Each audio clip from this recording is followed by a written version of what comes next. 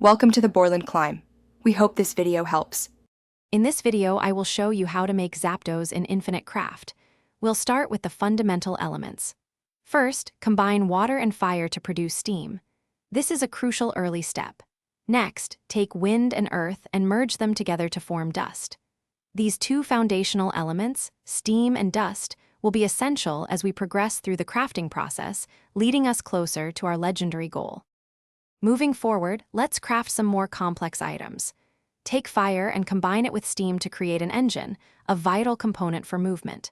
Simultaneously, combine fire with dust to produce ash, another key ingredient. Then, merge steam with your newly created engine to form a train. These steps are building blocks, bringing us closer to the unique elements needed for Zapdos. Now, let's create some more specific elements. Combine wind with your train to form Zephyr, representing a swift, airy movement. Next, take two trains and merge them to establish a train station. This station is a key location. Finally, combine Ash with the train station to create Ash Ketchum, the iconic trainer. We are now just one step away from our legendary Pokémon. For our final, electrifying step, combine Ash Ketchum with Zephyr.